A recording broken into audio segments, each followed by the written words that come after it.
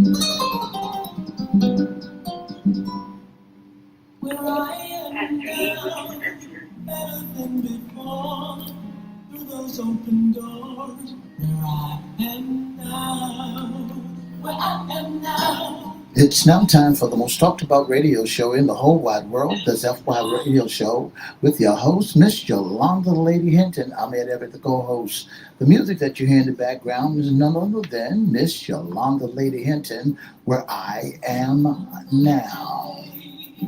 I want to introduce to some and present to others the host of the most talked about radio show in the whole wide world, Miss Yolanda the Lady Hinton, and a pleasant good morning to you. Good morning, Mr. E. It's a beautiful day in the neighborhood. Could you, will you be my neighbor? Let's welcome our neighbors. Let's welcome WGPL 1350 AM listeners. Peace 95.3 FM, WPCE 1400 AM, at WMVA 88.9 FM, and all social media platforms. Good morning. All right. Let's welcome Twitter, LinkedIn, YouTube, and Instagram. Facebook Live is on and pop. And look, make sure you like, share, comment, and subscribe. And we promise we'll shout you out. Shout out. All right. Make sure you go over to our YouTube channel at Crystal Records One and at FYI Radio Show host Yolanda Hinton. I tell you what, this is Hump Day Wednesday. You should be up and popping. You know, FYI's Wednesday segment is what's under the hat, issues concerning men. And we have a great topic. FYI topic, the penal system's determination to rehabilitate. And on the line with me is a very special guest, advocate Tony Jones. We're going to talk to him about rehabilitation, his story, and a lot more. Good morning, Mr. Tony Jones. Good morning. How's everybody doing this morning? Wonderful. Doing really good. Thank you so much for taking your precious time and giving it to us and our viewers and listeners. I want to first let you introduce yourself. Tell a little bit about your story, Tony, and then we're going to talk about this subject. Yes, my name is Tony Jones. I'm a returning citizen. A returning citizen is someone that was formerly incarcerated has come back to the community. And I was recently convicted of a nonviolent drug offense in 1997. I received 2 life sentences without the possibility of parole. And I fought hard for 20 years. I studied the law myself, and I filed a federal lawsuit in the district court, and I was running clemency shortly after I filed a lawsuit by a Tony, did you have any previous experience with, learning about the law, or did your knowledge, information, help you to get where you are with clemency? Were you able to? How did that happen? I had no prior knowledge of the criminal justice system. I always say, in public school, my teachers never taught me anything about American jurisprudence. So I didn't know anything about the law, but my back was against the wall. I had no choice but to learn the law, or I was going to die in prison. Absolutely. What did you feel that first moment when you found out that you would be going to prison? What was that like? I can't even imagine the feeling that you had. What was going on in your mind? The feeling you had as you got that sentence. What was your reaction? I felt like I was being taken advantage of. I felt like I was young. I was 23 years old. I didn't know anything about the law. I received all the time in the world for a nonviolent offense. And I was just so angry because I just knew you just gave me a death sentence for this nonviolent drug offense. And I felt like I was overcharged. I was, being taken advantage of. And I had no choice but to learn the law myself because my lawyer at the time, he wasn't working with me. And I just felt like I had to do it. I had to do it myself. Okay, now tell us the feeling that you experienced when you got the clemency. What was that like? The feeling was because being in a maximum prison and I was surrounded by so much chaos and commotion every day, and you have a sense of despair of men in prison who have given up, and I refused to stay in that situation because of the predicament that I was in. Because, like I said, the majority of the men was in there was they had given up, and I didn't want to get the I didn't want to do that. Yes. So the moment you found out that you were going to be pardoned, tell us that feeling. What was that like? Can you speak up a little bit here? Miss C, go ahead.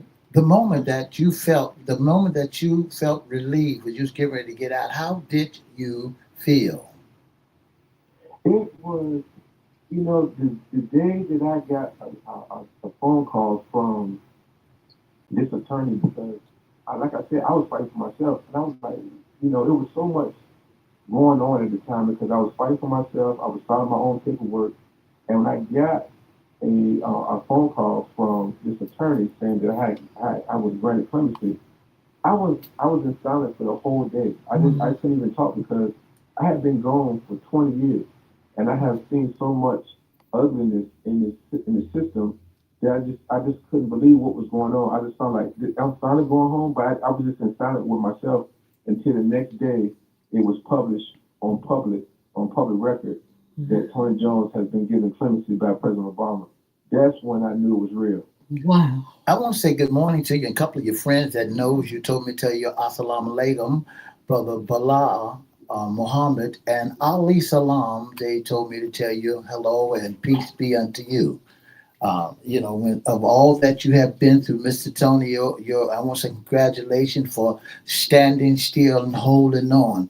Now, you also stated that you had to learn a different type of law.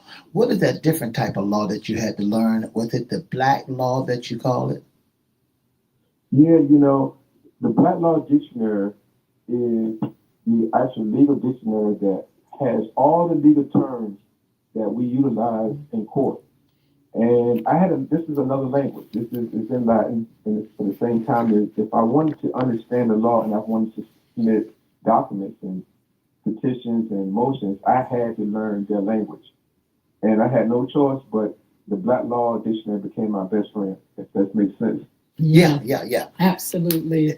Then while you was down there doing the Black Law Dictionary, using the Black Law Dictionary, did you ever become, what they call a lawyer in the sales, or was you just strictly to yourself studying to get on out of there? Well, there was a bunch of other guys that wanted to learn too, and I said, if you want to learn, I don't mind, teaching people what I was learning. If you want to do something about your circumstances, I was like, hey, we can work on this as a group. Wow. And it wasn't a lot of us, maybe about 15 of us, but out of 1,500, that ain't even 1%. That's You right. know, but at Wow. the same time, as those guys who wanted to fight for themselves, we came together and we studied and we applied the law that we learned together. That's absolutely marvelous to hear. You went in there and advocated for yourself. You knew that you had fallen into the hands of a system that would keep you there forever if they could. I wanted to talk about the penal system's determination to rehabilitate, your experience with rehabilitation, Tony. And the reason I was really interested in the topic of rehabilitation, because anytime, you kind of mention that word, it's a word that is not really, you don't really get clarity on rehabilitation in the system. Your experience with rehabilitation, tell us what it was. So in prison, you know, there's no rehabilitation in reference to programs because it's all about warehousing. But as I was developing myself, reading these books, these law books, and reading other books, my mindset changed, meaning that I found out how much ignorant I was of the law, Mm. and now I'm not ignorant of the law. All I want to do is share that with those other inmates that was with me to change our mindset. So therefore, we was planning to leave, we wasn't planning to stay. So that mindset of coming out or developing ourselves, that was our rehabilitation. But the institution didn't have no rehabilitation. They more or less was based on warehousing us in the prison. It wasn't providing anything like that. As we did research, this is what's supposed to happen, and I want your feedback on it. It says the penal system determination to rehabilitate aims to transform offenders into law-abiding citizens by addressing the root causes of their criminal behavior through interventions like education, vocational training, and psychological support with the ultimate goal of reducing recidivism and promoting successful reintegration into society. Tony, is that a myth? Is that real? From what I heard from you just a minute ago, it is something that is not really happening. Tell us your point of view. So if you had a date, for example, you was getting out, and you was 12 months to release, they provided some type of program called reentry. Mm-hmm. But for those guys who didn't have a date, there was no rehabilitation because they felt like you don't have a date and your prison. Prison is your home. But however, for those guys that was coming out, then they came up with a reentry program to provide them resources, so therefore they can make a successful transition to the community, based on helping people get their driver license, helping people get health insurance, helping people get the bare necessities that people would need transitioning back to the community. So like I said, you had 12 months if you was going back to the community. But all those guys, you gotta remember, I was in a maximum prison because I had a life sentence. So 99% of those guys wasn't getting these reentry programs. Wow. Because they was expecting you to be there for a minute or two. They was expecting guys like us to have those large sentences to be there for the duration of our life. So why they weren't even trying to help us to even get out of that mindset of transition back into the community. So for our listening audience, the rehabilitation is for those who's going to depart and step down from being at Red Onion or and to go to somewhere like St. Bride, so they can try to reenter back into society. Is that what happens? They send them from there to one place to get them, like you said, everything that is well needed to make sure that they are prepared and ready to go. What other programs were there when you was under the maximum penal security?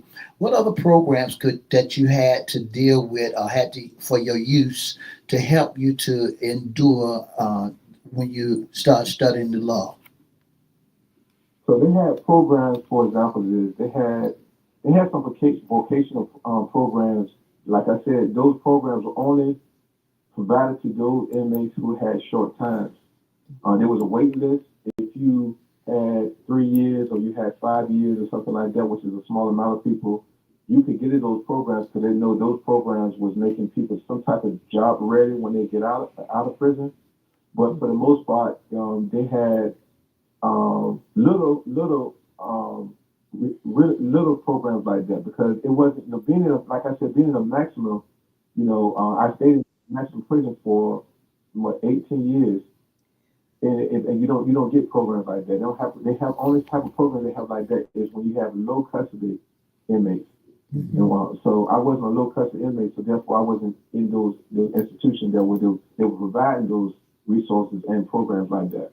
Tony, did you feel like you had been rehabilitated? Did you feel you were ready to come out and get into the community? And yes, once I started learning the law and once I felt confident by me filing motions to the court, get responses from the judge, the prosecutor, I felt my mind. I felt I developed myself to be rehabilitated because I didn't think the same.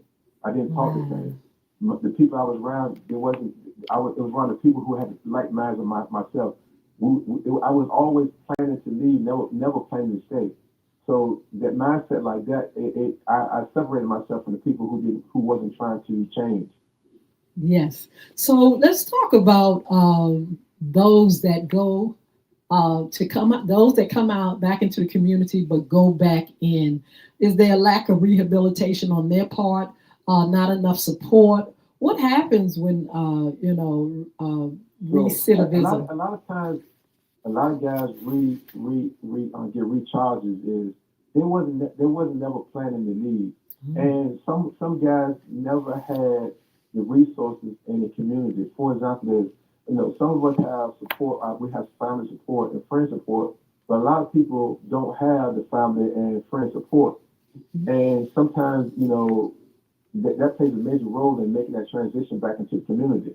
If you don't have that very necessity of support, then a lot of dudes recommit crimes and they come back again.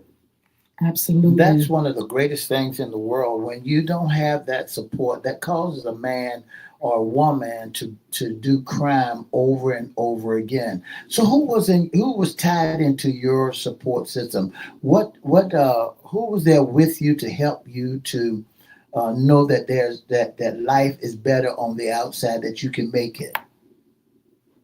There was a nonprofit organization. I can't tell you the name right off, but it might come to me as I'm thinking about it. It was a nonprofit organization, but the guy that I reached out to, he was previously incarcerated himself, and he had got out maybe 3 years before I did. So he knew all the resources that a typical guy came out would need. So therefore, he said, anytime you need any type of information about going to college, you need any information about getting your license, any information about getting health insurance, any information that you need to make the transition, make sure you call me. I can help you get those very necessities. So that played a major role with me because I want to get to school. He'd get on the phone with me. He'd get on the computer. They asked me what was the interest in, and next thing you know, he'll pull up some local colleges in my area, and we'll talk about that. Then he would tell me about all the different things like food stamps. He would tell me about who I need to contact, like applications, and fill out whatever type of application. It was just that support right there is crucial for people coming out. It wasn't second chance, was it? It might. I want to say it might probably be part of the second chance. Yes. Yeah. Okay. Yes. Can you tell me why President Obama looked and said, "This is the person that I'm going to pardon"? Why you? This is a wonderful, wonderful thing that this opportunity from one of the greatest presidents that we know. Why you? You know, one of the things like is this is really important too, is being at a young age of 23 years old and being locked up, and I had nothing to lose but everything to gain, and I learned the law myself, you know, and I filed the necessary documents in the district court to be released, right? And I was just sitting there waiting for the judge to respond, but then out of nowhere, all the laws, Wow. and that particular time, we had a drug disparity going on. So I don't know if you've ever called the 100 to 1 crack versus powder cocaine, meaning that black defendants was getting more time than white Yes. defendants in reference to powder cocaine versus crack cocaine. Yes. So all that changed while this fight that was going on. And then out of nowhere I get clemency. Now remember is I've been in prison for 20 years so far at that time, and I was helping other guys file lawsuits themselves. Wow. So they were saying these guys became lawyers in here. I mean, Courtroom lawyers. we didn't want that to happen. They didn't want Wow. us to learn the law. They wanted to go in prison, sit down, watch TV, and don't educate ourselves. But I did the opposite, and other guys we did the opposite. So next thing you know, this like, hey, get all those guys out of prison who've been in there over 10 years, who have a nonviolent drug offense, get them out of prison because they don't supposed to be there. They don't supposed to be there. Oh, And that's wow. how President Obama came into play. That is marvelous. I wanted to ask the question about an unspoken rule or, the powers that be to keep the penal system alive through lack of rehabilitation to guarantee non success. Do you feel that that's a part of the system wherein, hey, we can't, like you just said, we can't let these guys get like that. We can't let these folks out. This is the business. We got to function and keep folk in. Do you feel like that's something that is in the air? So as we know, there's prisons, there's private prisons, and and individuals, private people are making money off our blood, sweat, and tears in the prison system. Wow. The average person, your neighbor, might have an interest, or he might have stocks in the prison system. And this is a thing that people invest in, and people get return investment. And the system don't want people to come like myself to come to prison, learn the law, and then get out, and then teach other people how to get out. They don't want that to happen. But they've seen in this situation, hey, you gave these guys all this life sentences, and you think this was never going to happen? Well, look what happened. When you gave these guys all this time for nothing, and these guys got in there and learned the law, and next thing you know, and they applied it. So they don't want guys like us, like I said, it's private prison, private for profit prison is real.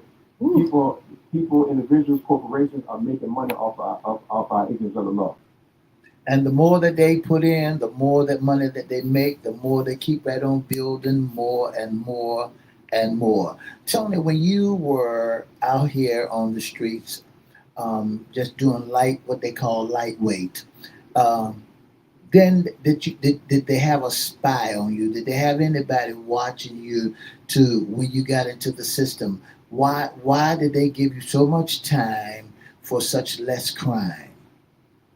That's a good question, because no, they didn't have no drug bust, nothing like that. The only thing they had was convicted felons getting a time cut to testify against me. There was no drugs at trial, and I got all that time.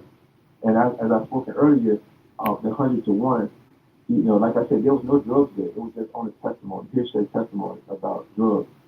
And they with a number, and next thing you know, they sentenced me to that number with no drugs at the trial. And they've been doing this for years. That's right. Thousands and thousands of people of color, giving us these life sentences in 30 years or 40 years. That's right. Did inmates treat you differently? Did those that work in the system, did they treat you differently because you carried yourself in a certain way, and you gathered others to get to know more about the law? Did you get any backlash? That's the question from being proactive. I got a lot of backlash because some of the staff members took sides, meaning that some took the sides of, you fight for yourself, you keep fighting for yourself, and the other ones took the side of, who do you think he is? Fighting and filing paperwork and becoming this jailhouse lawyer, whatever they used to call. Yeah. Who do you think you are? But at the same time, I looked at him like, I'm not gonna be a security interest for you to have your job. I'm not gonna do that. I'm gonna fight every day until I get out of prison, and that's what I did. And you had the determination that you was getting out. You weren't sitting there plan on staying there. And, because a lot of folks, once they get in, they plan on doing the time, get good behavior, and get out. But your mindset was totally different. You were saying, look, I'm not going to be in this hellhole too long to do what these cats and run backwards. On your out trip, when you was getting ready to get out in 2017, 18, something of that nature, 19, when you're on your way out, what did you say to yourself in your mindset that you now getting ready to be released to, back to realization? What did you have to do in order to get yourself straight and back on track? Like I said a little bit earlier, I was saying I was planning to leave every day. Wow. And once I started filing the necessary paperwork to the court, my mindset, and I would look at one day, every day, when the phone rang, I was looking at, that's the phone for me to pack and get out. So I was already making that transition in my mind that one day they would say, hey, Jones, you out of here. And I knew that I've been waiting on the bench like a player to get in the game. And I was waiting for my turn. And I knew I was going to be ready. I wasn't going to be a person that would real thing and do nothing like that, because I've seen so many guys do it. I'm like, how would you want to come back to prison when you just came out? It ain't nothing in here. Wow. So my mindset was, I'm going to do everything good to keep myself out of the way. I'm going to continue to educate myself. I'm going to continue to surround myself with people of like minds, and I'm going to make something out of myself. That's my whole mindset. Absolutely. Tell me why Rehabilitation is like a strange word in the penal system. It seemed like it would, like you did tell us and explain why, rehabilitation is not there. But can you kind of like tell us what are some of the downfalls of not rehabilitating folk, and what would be the upside of rehabilitation in that penal system? So rehabilitation is so important because when you're in prison, you want to educate yourself on some new skills that you can have so you won't have to come out and recommit. So if you come in prison and you learn how to weld, for example, you know for a fact, you know when you leave, you have that skill that you can come out and get a good career job. Or the programs are not provided in maximum prisons, then you don't get that rehabilitation. You don't get that mindset of I can make something of myself when I'm released. You got two people. You got the one who's having those programs, and you got the one who's not having those programs. Two different mindsets. So the person who doesn't get the program, they thinking recommit because they say I don't know anything else but what got me in prison. Yes. So it's a need for rehabilitation so these guys can wake up and say, hey, I got to better myself, I got to develop myself, I got to learn the skills so when I get out, I can pursue this as a career and take care of myself and my family. While there, did you take up any job skills? Did you participate in any job like just stayed in the cell, go to the rec center, rec hall, or did you pick up any skills whatsoever while sitting there? So while I was in there, the very first thing I did was I enrolled in the college corresponding course. That was basically like in 98, 99. I went Wow. to a college out of Georgia in reference to business management. And I took another course about carpentry. Then I took another course on carpentry. Then I got a social degree in computer aided drafting. So I always stayed in the education department because, like I Yes. said, I was always planning to leave. I wasn't planning to stay. So I stayed in all the programs. And that's just the bare minimum. I don't went Yeah. to so many local colleges because in some places when I was being housed at, they might have had a local college that was offering some type of adult team course, whether it was Mhm. computer learning about Microsoft, or learning something about anything like that. I took all of them. Yes, absolutely. We got a couple of minutes, but Tony, I want to talk about your advocacy outside of prison. You're out. Tell us what's going on now. How do you serve the community at this time? So right now, I am a organizer for a nonprofit organization. I help the community get things changed on a state level, local level, and national level. I've been organizing since 2017. When I got out, I was volunteering with this organization in 2018. I started as a staff. I started being an organizer. Now I'm a lead organizer and a supervisor. I get things changed like I helped get Medicaid expansion back in 2019. I worked on a campaign lowering prescription drugs. I worked on environmental justice. I worked on criminal justice reform. I don't work on so many issues in the community to help the voiceless, bring their stories, to the decision makers to improve their quality of life. Absolutely. How can our listening audience, Tony, help you in this Virginia organization program that you have set up? How can they help you? You said a question again? How can the listening audience help you with your Virginia organization donation by donations and things of that nature? How can they help fund you? So we if they go to virginiaorganizing.org on our website, you can make a donation there. But what I want people to do is I want people to get involved. If Yes. you we have chapters in Norfolk, Portsmouth, Hampton, Newport News, Eastern Shore, throughout the whole state of Virginia. Wherever you listen at, wherever you get involved with Virginia Organized. We're a grassroots organization, and we're all about change because there's a lot of laws that's impacting a lot of people that sometimes people don't know how to fight back and push back to get those laws changed.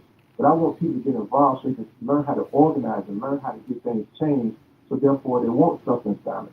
So go to our website, virginiaorganizing.org, and you can leave an email and say you want to get involved. You want to get involved with a local chapter nearest you, and you can also make a donation there.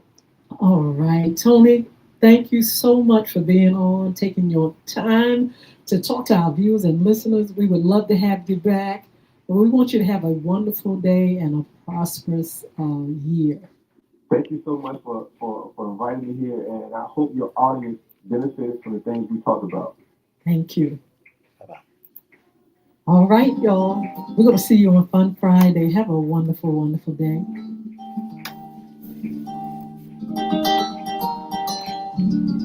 For the past 30 minutes, you've been listening to the most talked about radio show in the whole wide world. That's FYI Radio Show. And for more information about us, you can give us a call at 757-714-7861. Our special guest has been none other than Mr. Tony Jones from the Virginia Advocacy for the Virginia Organization Community Involvement. Don't forget to join us Monday, Wednesday, and Friday from 9:30 to 10 on all social media platforms and all radio stations. And don't forget, if you'd like to email us your email, we'll email you back by going to FYIRadiosHowLive@gmail.com. Don't forget to have a wonderful, wonderful Wednesday. Bye now. All right. So glad that you all joined us. Wow, what a story. What a testimony. What a life. And to come out with success and the feeling of rehabilitation is none other than a miracle. We want to say Rodrigo03.Campos join us. Sheila Robbins on Facebook and all others. Roberta Carter was on last week and I missed on Monday. Want to shout her out if she's on. Everybody that's on, thank you for joining us. Thank you for your support. Look, we have some great shows coming up. FYI After Dark. We got Hot Topics. We got Around the Town, community news and events, Edward Everett. We got cryptocurrency, money, and more. Jason L. Baker. Relationship 2025, Alicia Bennett. Our morning show, of course, What's Under the Hat Men's Issues. If you have any suggestions, inbox us. And our Fun Friday. We're going to have a good time on Fun Friday. Make sure you join us right here at 9:30 a.m. Don't forget to follow us on social media. And if you want to be a special guest sponsor intern, please listen to the information Mr. E has. If you want to be a special guest sponsor or intern of the most talked about radio show in the whole wide world, all you have to do is give us a call at 757-714-7861.